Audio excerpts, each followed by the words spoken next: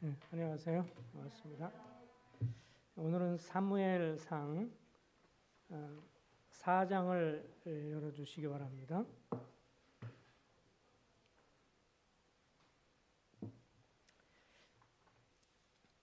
지난번에 엘리 아들들과 그들의 죄악과 연관돼서 특별히 엘리 아버지가 그 자식들에 대해서 하나님보다도 소중히 여겼던 그런 문제점들을 그런 것들을 같이 살펴봤습니다. 오늘은 이제 그 4장에 들어가면 4장 중반에 보면 이스라엘은 나가서 블레셋 사람들과 싸우려고 에베넷을 곁에 진치고 블레셋 사람은 아벡에 진쳤더니 블레셋 사람들이 이스라엘에 대하여 전열을 벌이니라. 그 둘이 싸우다가 이스라엘이 블레셋 사람들 앞에서 패하여 그들에게 전쟁에서 죽임을 당한 군사가 4,000명 가량이라. 백성이 진영으로 돌아오매 이스라엘 장로들이 이르되 여호와께서 어찌하여 우리에게 오늘 블레셋 사람들 앞에 패하게 하셨는고 여호와의 언약궤를 실로에서 우리에게로 가져다가 우리 중에 있게 하여 그것으로 우리 원수의 손에서 구원하게 하자 하니 이에 백성이 실로의 사람을 보내어 그룹 사이에 계신 만군의 여호와의 언약궤를 거기서 가져왔고 엘리의 두 아들 홈니와 비느하스는 하나님의 언약궤와 함께 거기에 있었더라. 여호와의 언약궤가 진영에 들어올 때 온 이스라엘이 큰 소리를 외치며 땅이 울린지라.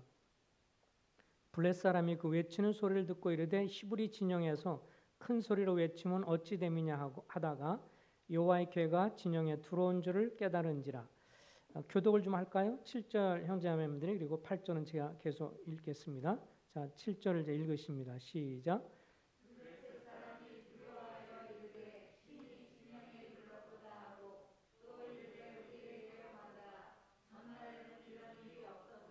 우리에게 화로다. 누가 우리를 이 능한 신들의 손에서 건지리요. 그들은 광야에서 여러 가지 재앙으로 애굽인을 친 신들이니라.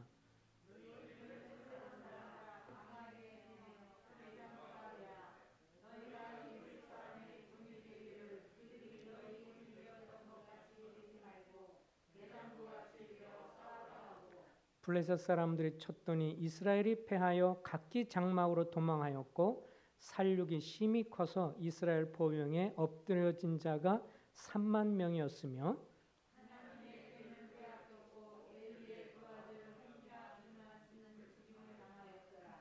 예, 여기 이 4장을 읽다 보면 가장 많이 나오는 단어가 있어요. 그게 뭐냐면 하나님의 궤 혹은 하나님의 언약궤 이런 표현이 굉장히 많이 나옵니다.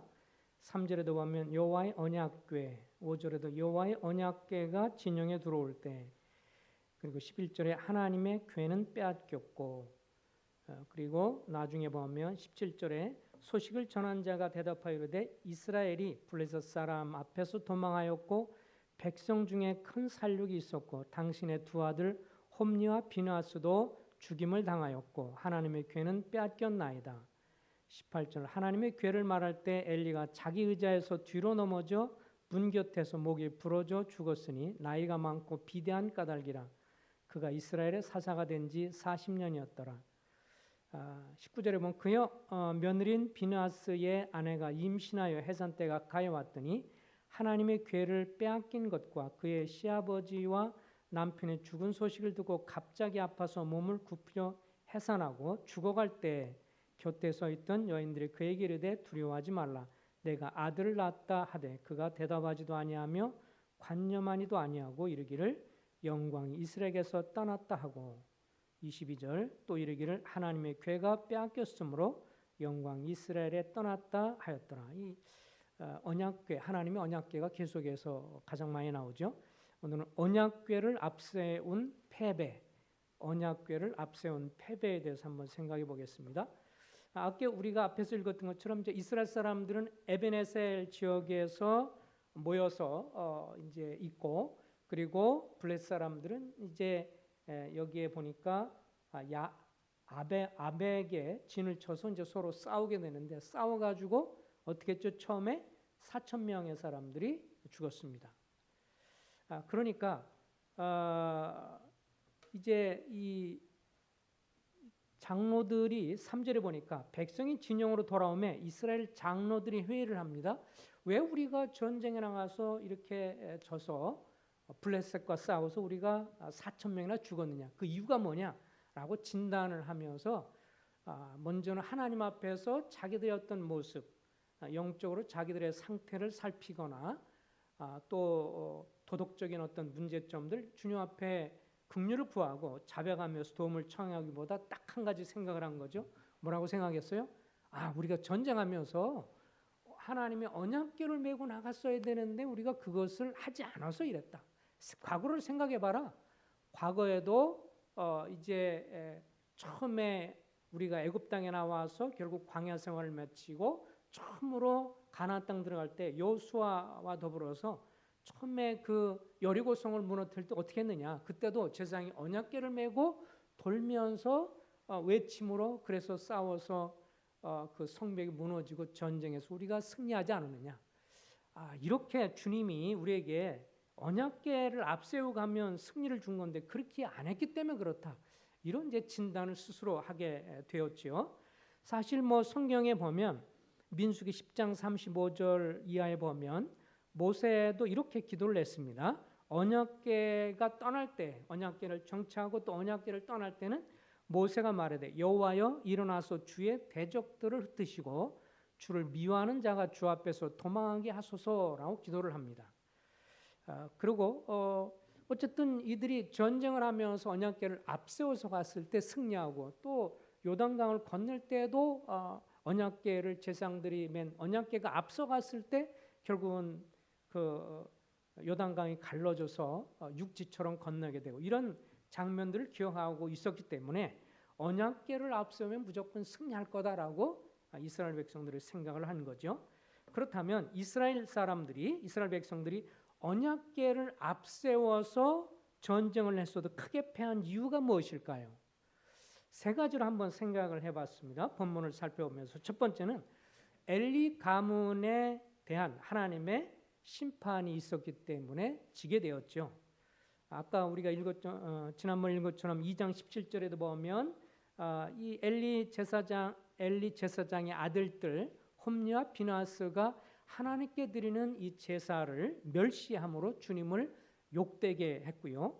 그 제약으로 이스라엘 군대가 블레셋 사람과 싸우면서 두 번이나 패배를 하게 되죠. 처음에는 4천 명 정도가 죽었고 그 다음에 두 번째는 언약궤를 메고 가서 싸웠는데 언약궤를 같이 함께 이제 갔음에도 불구하고 이제 대패를 했죠. 그래서 3만 명이 죽었고 또 이 이스라엘 백성들 가운데 특별히 엘리 가문에 이제 심판이 있었죠. 하나님이 엘리 가문에서 이제 저들이 제명대로 살지 못하고 노인이 없을 것이고 저들이 젊은 나이에 죽을 것을 예언을 했습니다.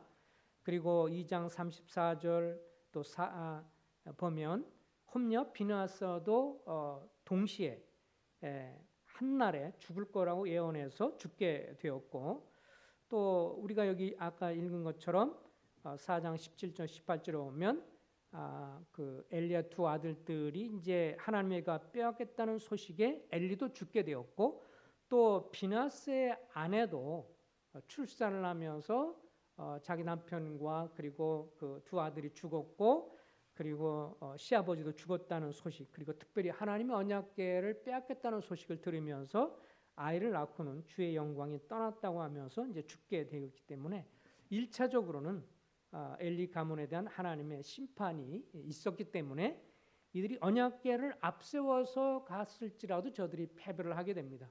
사실 앞부분에서는 여리고성 점령할 때는 굉장히 그게 이 앞세워 갔을 때 엄청난 승리를 보장을 해줬지만 지금은 그러지 못했던 것을 보게 되죠. 또 이스라엘이 언약궤를 앞세우고도 패배한 이유 두 번째는 이스라엘 백성들도 우상 숭배에 빠졌다고 말씀해주고 있습니다. 이 뒤에 보면 7장 3절을 한번 볼까요? 7장에 보면 사무엘 선지자가 이제 이스라엘 백성들을 보아놓고 이렇게 이야기를 합니다. 7장 3절 사무엘이 이스라엘 온 족속에게 말하여 이르되 만일 너희가 전심으로 여호와께 돌아오려거든 이방 신들과 아스타롯을 너희 중에서 제거하고 너희 마음을 여호와께 향하여 그만을 섬기라. 그리하면 너희가 블레셋 사람의 손에서 건져내시리라. 그러니까 주님이 이스라엘 백성들을 블레셋 사람들에게 붙여서 이렇게 처음에 4천 명이 죽고 그 다음에 3만 명이 죽은 것은 이들이 엘리의 두 아들들의 죄뿐만 아니라 이스라엘 백성들도요, 이방신들 아스타롯 등 이들이 이제 우상을 함께 섬겼던 것을 보게 되죠. 전에도 우리가 살펴봤지만 이스라엘 사람들이 주 하나님 여호와 하나님을 완전히 안 믿은 것은 아니에요. 주 하나님을 믿어요. 믿지만 한편으로 또 다른 편에서는 저들이 우상을 섬기죠. 그래서 그 풍요를 약속을 하고 그 가나안 땅에 그런 풍요를 약속해 주는 그 주변에 각종 신들을 받들면서 한편으로는 주님을 믿는다고 고백하고 그러나 마음속에서는 또 우상을 섬기고 이런 죄악들 때문에 결국 이들이 하나님의 진노를 샀기 때문에 이들이 하나님의 언약궤를 메고 다녔어요.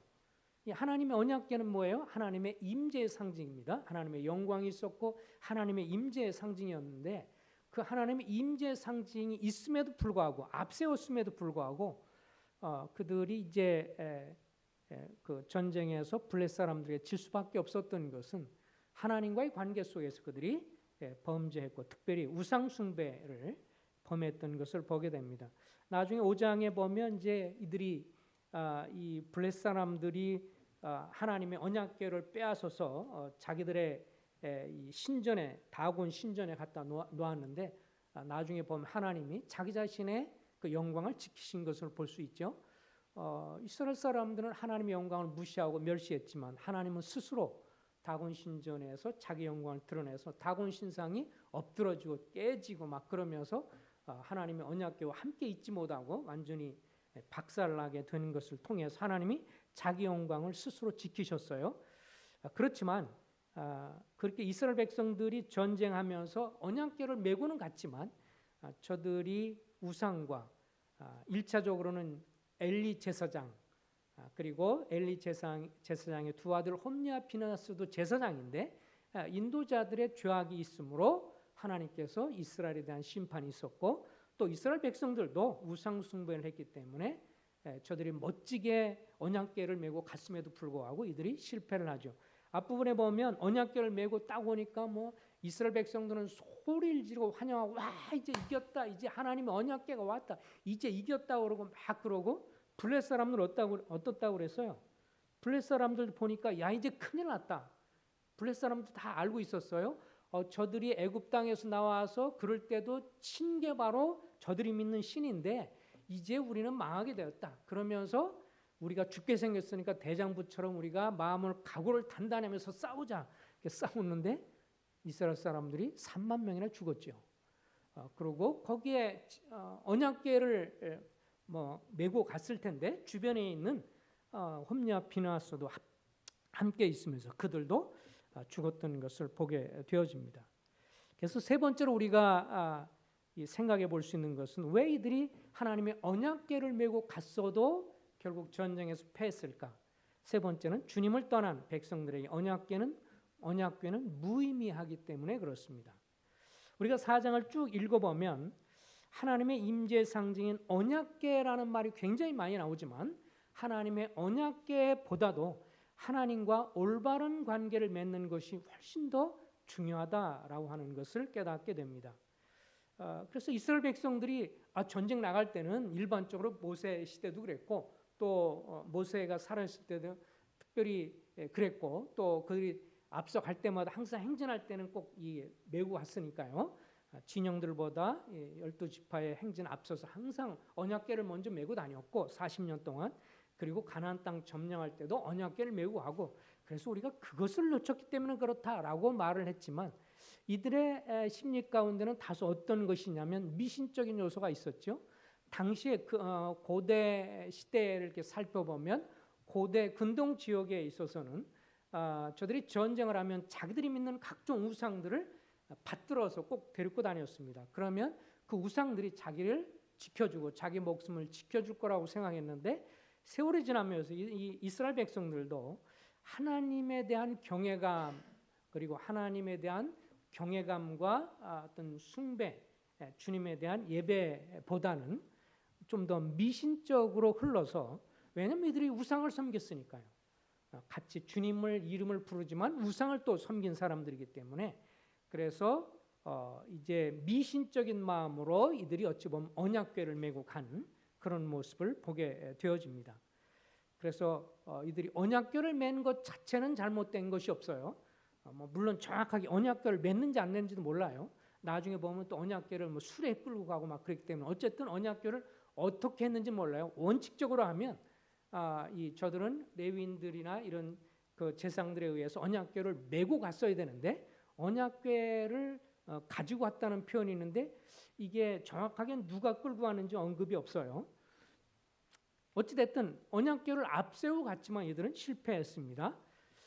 그것은 결국 저들이 그 주님과의 관계보다도 내적인 주님과의 관계 이것보다도 외적인 어떤 형식, 외적인 어떤 그런 모습, 종교 행사 이런 것들에게 마음이 뺏기게 되면서 우상 숭배들을 하면서 주님과의 관계를 잃어버린 그래서 언약궤를 앞세우고 간 그것이 전혀 저들에게 도움이 되지 않았던 것을 볼 수가 있습니다.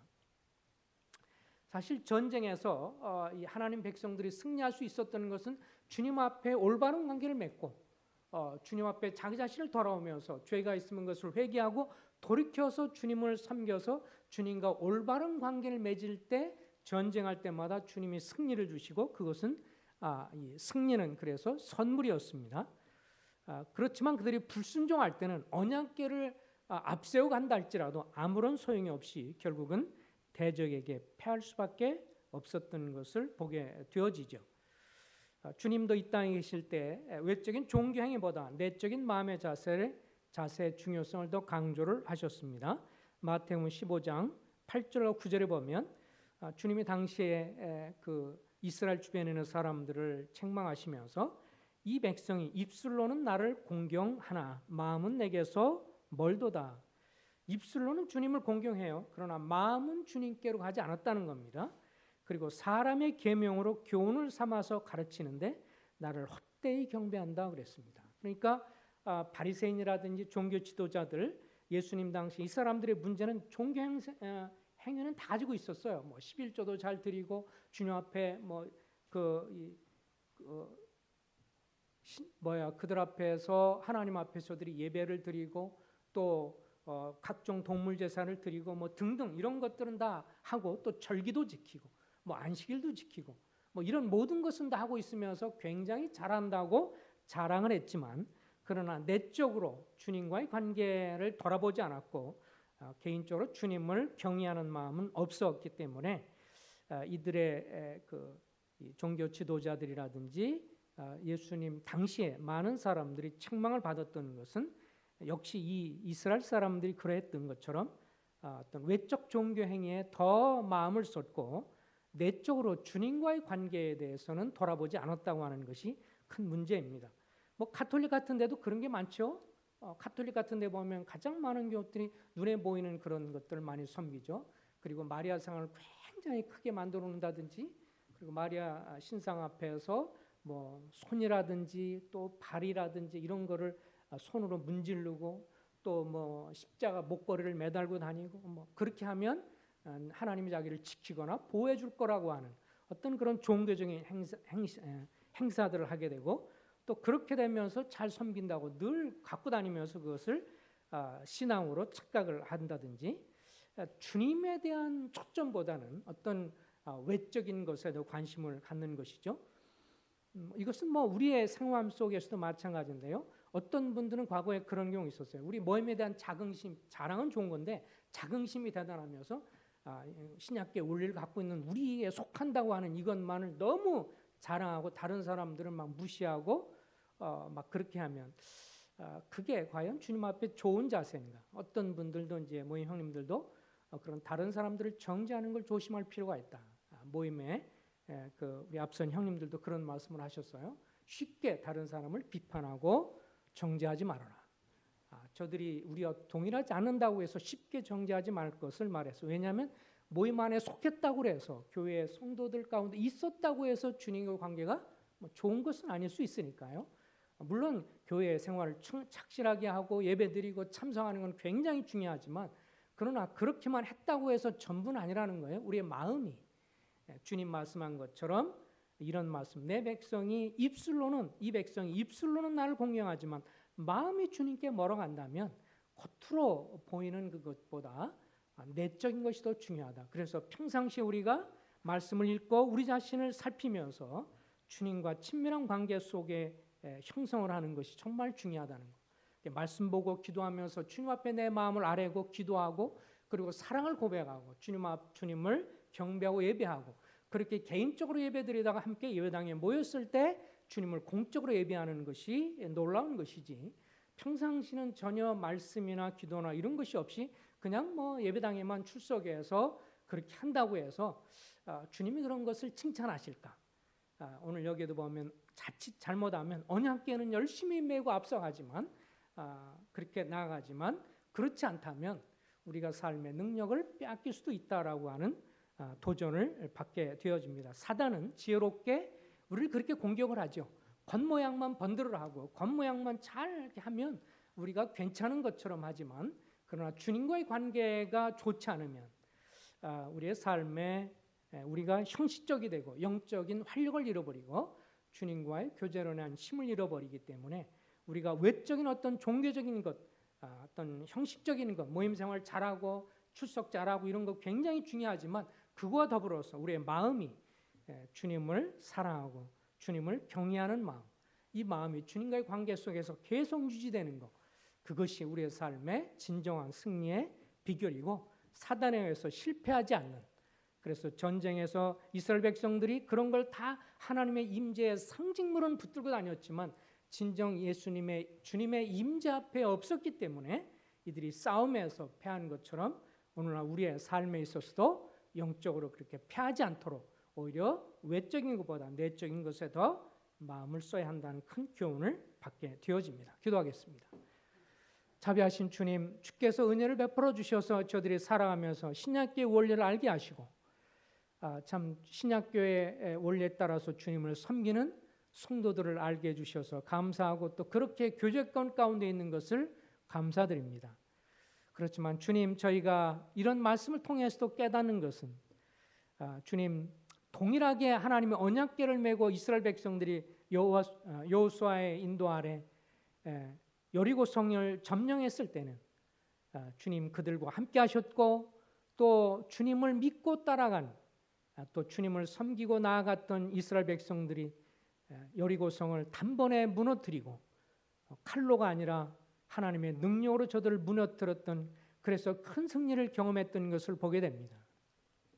하나님이여, 그렇지만 죄가 들어왔을 때는 조그만 아이성도 무너뜨리지 못하고 참패를 당하는 것을 보는데 하나님 우리의 삶을 계속 이끌어 주셔서 주님 앞에 우리 자신을 살피게 해주시고 죄악이 있다면 잡아가고 돌이켜서 주님과 우리 사이에 구름처럼 거리낌이 없게 해주시고 순수한 마음으로 주님을 사랑하고 섬기고 경배함으로 내적인 능력을 저들이 회복하는 삶이 되기를 원하고 그리함으로 승리하는 삶을 살아갈 수 있도록 저희들을 붙들어 주시고 이끌어 주시고 복 주시기를 간절히 소원을 드리올 때 예수 그리스도의 이름으로 의탁하며 기도했습니다. 아멘.